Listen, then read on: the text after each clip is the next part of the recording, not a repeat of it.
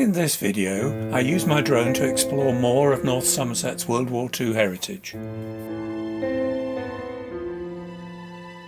While walking on Woodspring Bay in July, I became aware of the term Langford Grounds, but at that time I didn't realise the significance of what was visible near the low water mark. It was only whilst researching my video about St Thomas Head that I discovered they were in fact the remains of two ships, the SS Fernwood and the HMS Staghound. They had been intentionally scuttled on the Langford Grounds in May and June 1944 to study block ships. They then became targets for the St Thomas Head aircraft bombing range. Woodspring Bay stretches from St Thomas Head roughly northeast to the town of Clevedon. Offshore is an area of mud and sandbanks known as the Langford Grounds. The two wrecks lie some distance from the shore and about 140 metres apart. I was to discover that they were only fully visible during the very low spring tides and that the best would be in September. I thus planned to investigate on Sunday the 21st, but the wind at that time was too strong. By good fortune I had a second opportunity the following day when the low tide was only half a metre higher.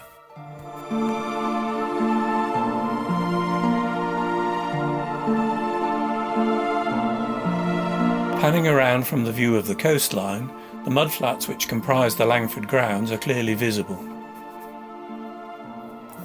The SS Fernwood is first to be seen.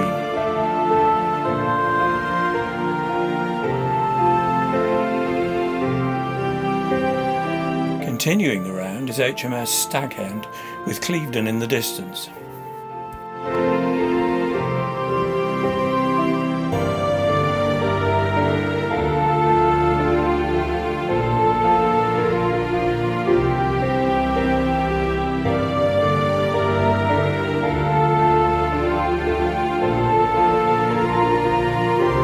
The SS Fernwood was an Admiralty collier built in 1923 in Sunderland. She was attacked by German aircraft whilst moored off Dartmouth on the 18th of September 1942. In that attack, part of the stern became detached. The remainder, however, was towed to Langford Grounds in 1944. Her bow lies towards Clevedon. The drone approaches from the stern end where the two cylindrical boilers are easily recognisable. Most of her superstructure has now been largely destroyed. Looking at her port side, it would seem that the hull has leaned outwards, showing her ribs. Roughly amidships is what appears to be her cargo of coal.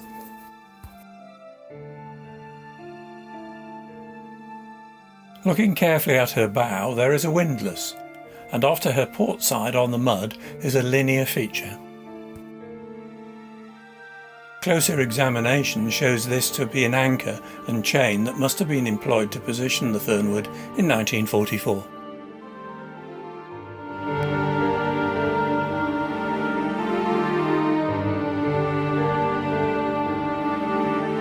Leaving the SS Fernwood, the drone approaches the wreck of HMS Staghound, bow first.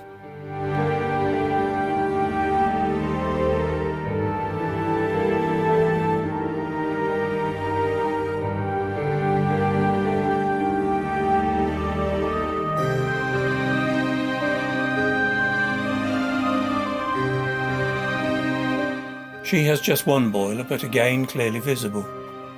Like the Fernwood, her hull has leaned outwards, showing her ribs. She was also attacked by German bombers, in her case off Torquay.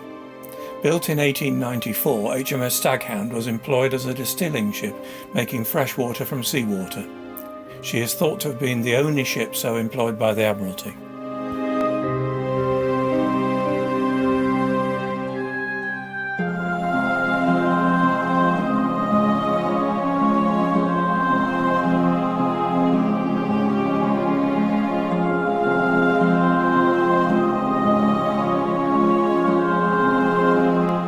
Looking down on HMS Staghound, at least one bomb crater is apparent.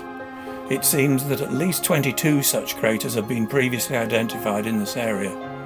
Given the debris around each wreck, it is fair to assume that direct hits were also scored.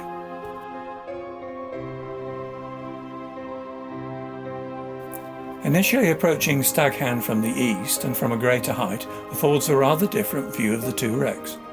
This is, however, into the low sun.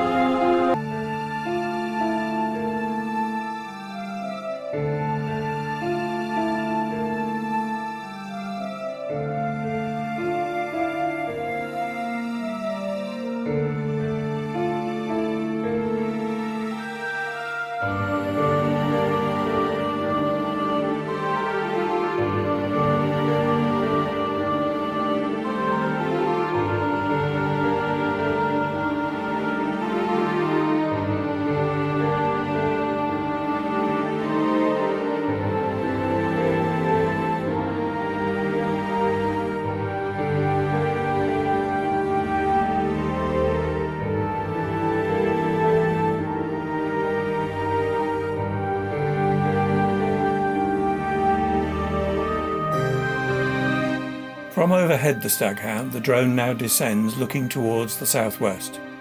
It then takes a last pass over the two wrecks.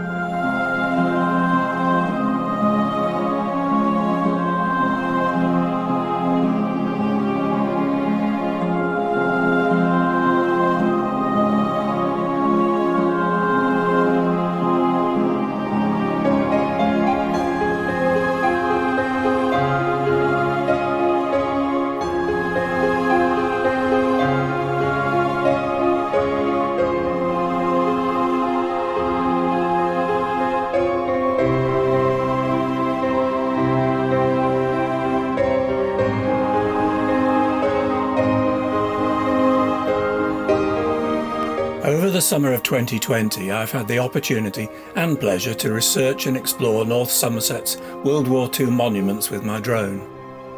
Drones sometimes attract negative comment, but I hope to have demonstrated that they can be flown within the rules and still offer a valuable alternative perspective.